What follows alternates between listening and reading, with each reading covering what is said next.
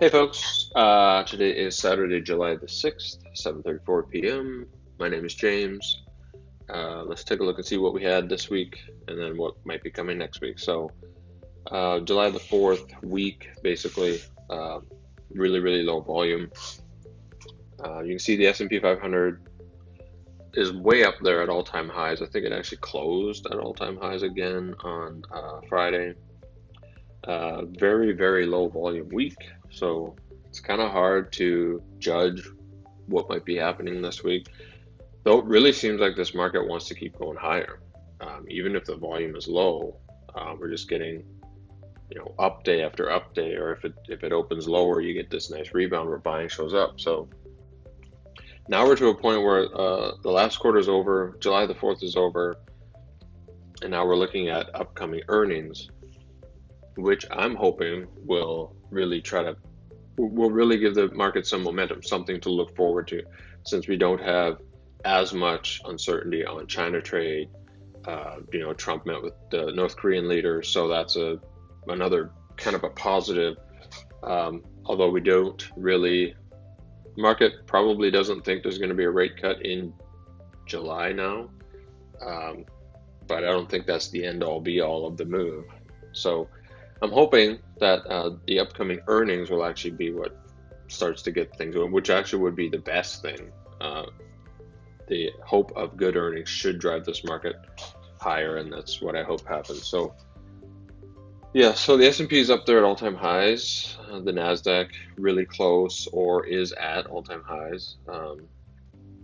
Russell has the chance to get out of over that upper line there, and then the Dow, which I don't put a lot of stock in the Dow, but it is up there too. So really, again, it really seems like the market wants to get higher.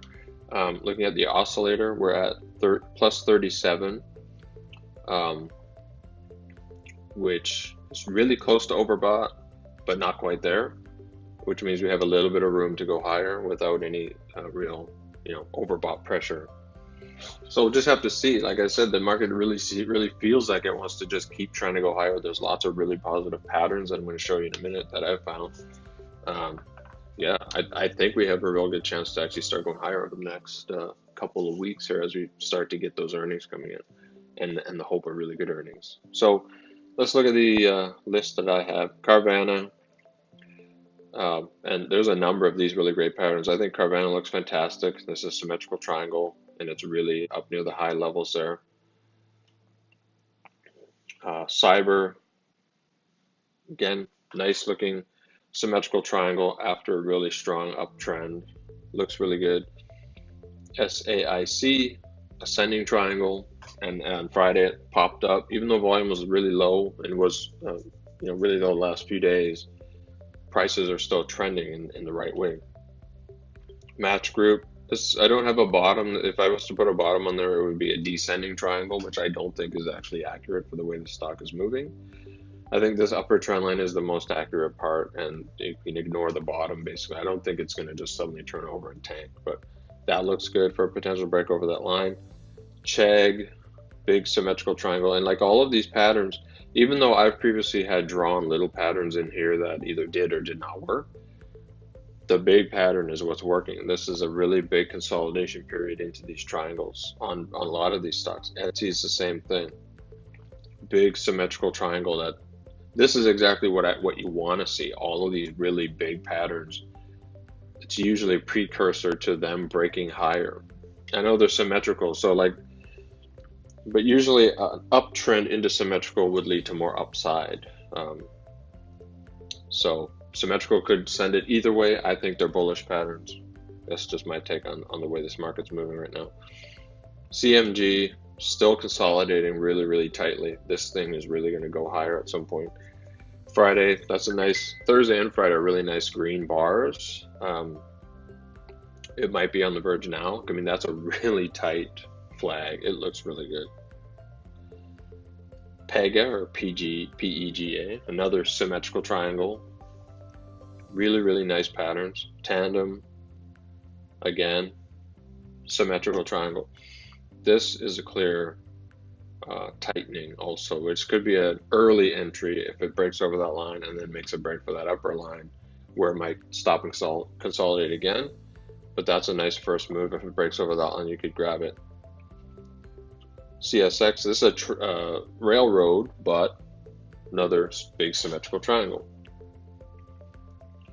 AVTR, now here's something different. This is almost like just a little flag. I had it earlier, it tried to go and then had to dip all the way to the bottom almost, and now it's coming back up again. So if it breaks that line, that would be another entry attempt. So those are all the stocks that are on the verge of moving, and now we're going to go over some of the other ones that I've had in here for a while. So AVLR, again, a lot of these broke out on really, really light volume, and I watched some of them go. I find it really hard to enter something that doesn't have the volume. So like the 4th of July really dried up the volume. It's really hard to judge on whether that's, you know, a real increase in volume when it moves. So some of these, even though they broke out, they still look really good. So AVLR looked good. Coupa, this was an entry right here. I mentioned before I did get into that and I got stopped out. It was just swinging around really wildly on me. But yeah, it still looks really good. Still climbing. AZPN came out of that little flag and it looks positive. Zillow, it gapped up, but yeah, it's still trying to climb, then bounced off the 21-day and still looks super positive. Facebook, so it tried once, dipped back below, and then went again, and now it's starting to progress higher. Momo is another one that looks like maybe it might break out eventually. That's a huge symmetrical triangle. It's really got to dip all the way back down to the lower line, come back up again. I mean, this triangle needs a lot more tightening. Unless it's going to consolidate really tightly below the upper line now, I think it needs to drop all the way back to the lower line, come all the way back up again. But those lines are definitely controlling where that price is going. This thing's been fantastic. SAM. I didn't buy this, though I had the opportunity to. I don't know why I didn't. But yeah, that's just a fantastic move from 80, or so it's about an $80 move, I think. 352, I'm sorry, not an $80 move, it's at 386. About a $30 move or so, 34. So, but from 352 or 353 all the way up to 386, it's just a really, really great move. And it looks like it could still continue higher. It's not consolidating at all yet. Just looks really positive. That's a really, really nice move.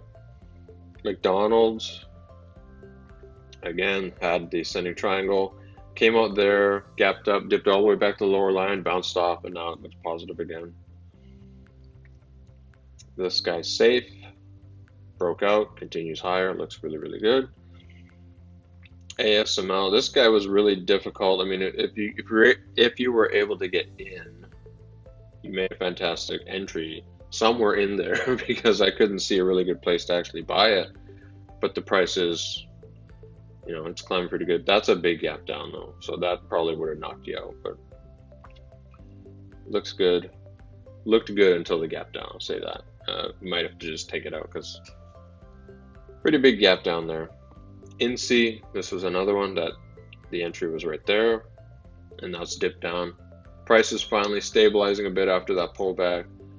Although Friday's bar was kind of a little iffy, but we'll have to see if that can actually, you know, build its way higher again. But so far it looks pretty good. I mean, it hasn't come back to this level yet, so that still looks all right to me.